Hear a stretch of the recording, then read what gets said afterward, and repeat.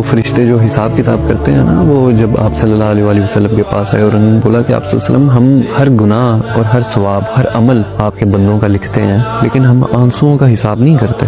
تو آپ صلی اللہ علیہ وآلہ وسلم نے فرمایا کہ ایسا کیوں کہ تم آنسوؤں کا حساب نہیں کرتے؟ آنسو بھی تو عمل ہی ہے، یہ بھی تو ایک طریقہ ہے اللہ تعالیٰ سے معافی مانگنے کا، یہ بھی تو ایک طریقہ ہے اللہ سے کچھ مانگنے کا، یہ بھی تو ایک دعا ہے، عبادت ہی ہے یہ.